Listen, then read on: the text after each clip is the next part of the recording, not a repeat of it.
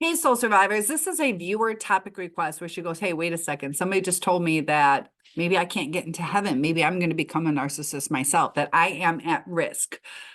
So she's kind of freaking out. Am I going to become a narcissist? Does my salvation, can it be at risk? So, as far as being at risk, because if you are religious, you're supposed to live the good life, if you know what I mean. So, living the good life, following the commandments or whatever your religion is saying to get, there's certain steps to get to heaven.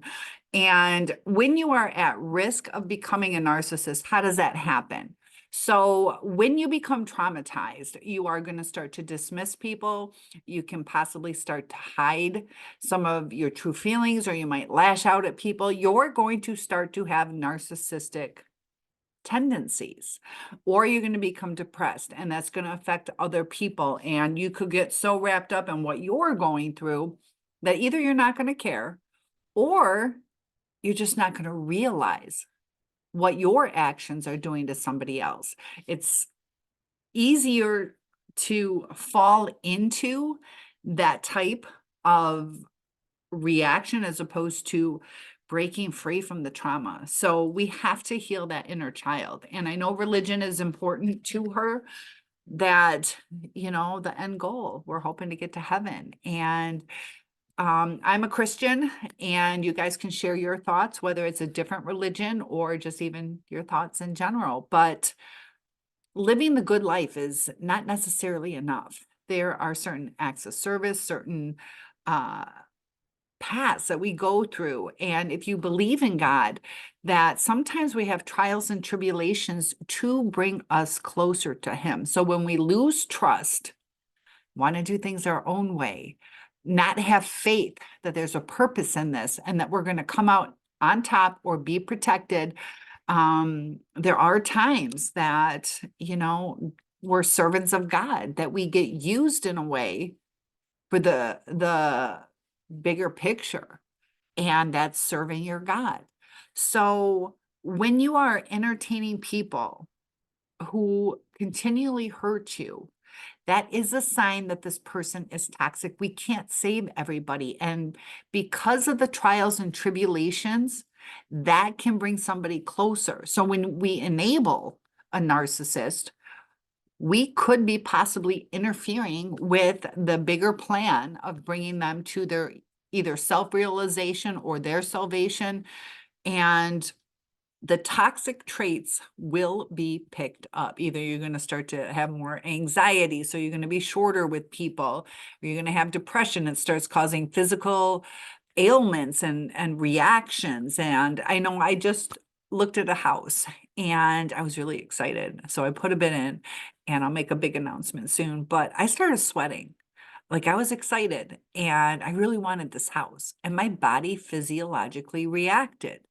Like, I'm just looking at a house and now I'm sweating. It's, winter, and I live in Michigan. So our bodies react to certain emotions that we have.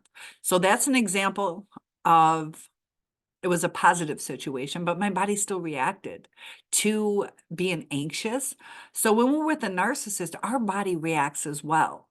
And over time, when you have too much adrenaline, it almost is like poisoning us. Our bodies aren't meant to be in fight or flight for extended periods of time. It's meant to cause a quick reaction that either we stay in fight because we're at risk of our lives, or we get out of there. And there are times when you get in that fawn state when you're not exactly sure what to do. That's usually when you're a little bit more naive, not sure, or you're too scared to stay and fight, whether that's setting boundaries. Hopefully you don't have to get into physical altercations, but if you're trying to fend off an attacker, sometimes we need to. And sometimes we just need to get out of there. We need to know when it is time to leave. So our bodies are trying to tell us that this is not a healthy relationship. So we tried to help our person. We tried to have a healthy relationship. And if you guys notice, it gets worse over time, the more that you try. So for one thing, our techniques, like I said, are enabling them, but it's also hindering them from breaking this cycle. So they just go on to somebody else who encourages it, and we start picking up patterns. And I gave some examples before where even just little things that we say, like, oh golly, or something that your ex would say, or somebody close to you, like, I would never say, oh golly, but you're like, I'm saying it now. Where is this coming from? Or certain tonalities that you start picking up, or certain kinds of laughs, that mannerisms and personality traits start to become ingrained in you. Sometimes we see it working for the narcissist. Maybe we might want to try it because we feel nothing's working for us.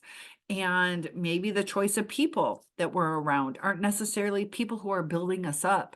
What is our friend circle like now? Has it increased in quality or decreased? We can't save everybody. We can do our part. We also have to save ourselves. And sometimes when you're like an empath, you look at the outside. I'm drawn to this person to help them. I care about them. I feel about them. That sometimes we forget to feel about ourselves. And then we get to a crash where we're fighting for our lives, in a sense, our mental sanity, that we have to take care of ourselves. So we become in that, whether it's a needy state and dismissive sometimes, or we're just too exhausted. So we're neglecting things. We're letting people down at work, our family. We sometimes become reclusive, or we might party too much, trying to fill this void. So over time, you get that void. And the more void you have, the more chance of you going to alcohol or drugs or sex or something to fill the void, overworking or becoming too needy, really trying to help people that don't want our help. And that's pushy, that's not respecting them. If they don't want our help, we have to respect that.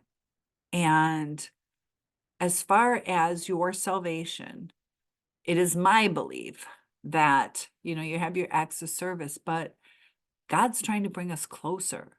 So through this, are we going to be closer by being depressed, sleeping through instead of reading the Bible or fellowshipping at church? Are we going to grow? And, they say that we're God's children, and that he's our protector. And it's just like a mother with a child, and the mother's saying, or father's saying, don't do that. And the kid's like, but this is how I want to do it. And the parent is saying, this is not safe for you. Kid does it and they get hurt. Are we going to keep hurting ourselves? And as far as the actual salvation, there's certain steps that we're supposed to take. We're supposed to live a certain way. We're supposed to do certain things. And when we start getting in these narcissistic relationships, this is really important if you're a spiritual person. We idealize our narcissist and we become consumed with them, that we're in a sense worshiping them, preoccupied with them. We're supposed to be preoccupied with something else. And are we living the godly life, or are we worshiping idols we're not supposed to worship? Can we walk away from this person? Are we treating them godlike, where we're their servant and we're giving everything, every sacrifice? Are we doing that for our God? So when you're dealing with a narcissist, depends on how close you get.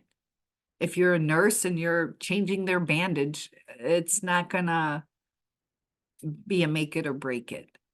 But when you get like deeply connected and you see these patterns and you see it's not changing, it gets to a point where enabling a bad relationship that's keeping them from growing. It's keeping us from utilizing our services in a better way. And where's our mindset? Is our mindset angry at God? That little kid, angry at mom. Mom was trying to protect that kid. And the anger is not going to change what mom is going to do or what mom thinks. So our anger is us working, like we have to finish that anger. We have to let go of that anger. We have to forgive. And forgiving someone doesn't mean bringing them back into our life. If they're not changing, if they're not willing to work on the relationship, they're only going to hurt us. And when we forgive, it sets us free. So if you're angry at your narcissist, that is part of the grieving process. It's okay to be angry, but there comes a time that you need to release it, or your physiological responses, your mental peace, your mental sanity will be affected. And God wants us to be happy. He wants to live our fullest life.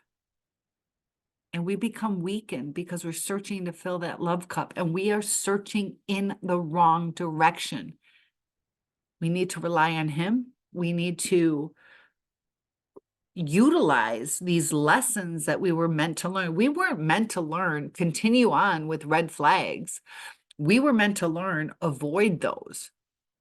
Unless you're in like a service industry where you're a psychiatrist, or like I said, the nurse taking care of the doctor, there are times where we might not be equipped. Maybe that's a person for a pastor. That's not our job title. We might be cordial at the gas station, but it's not our job title to be a friend to somebody who is our enemy. So love thy neighbor as thyself. Do you want to be treated kindly? Acknowledge them. Doesn't mean you have to go out of your way. Doesn't mean you have to pay their rent. Realize what's reasonable and unreasonable. Because yeah, we'd all like somebody to pay our rent, but that's not really reasonable. So within reason, we don't want to make somebody else worse.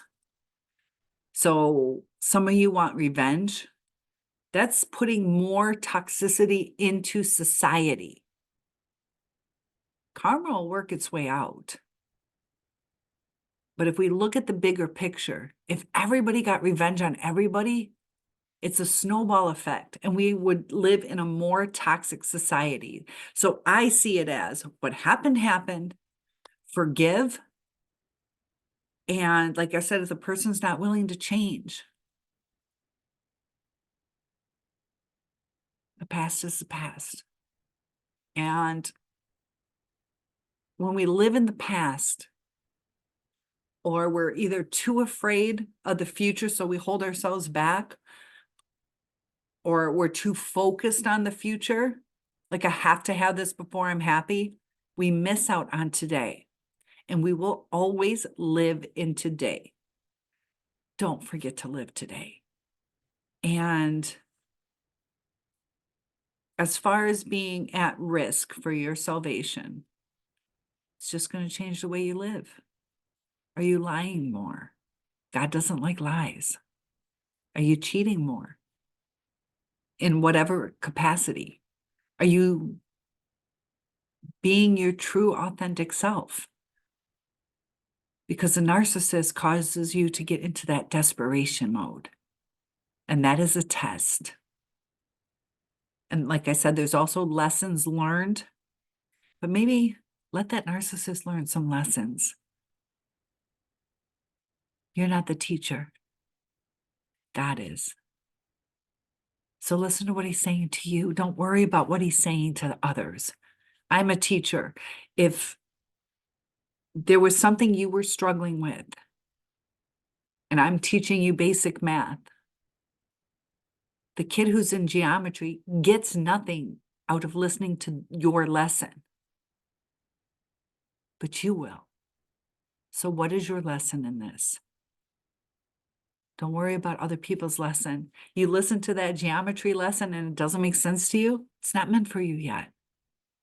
Listen to the lesson of today. That if you guys believe in God, there's still that hope. But there's also still that temptation. And the choice is yours. We have free will. Make a wise choice.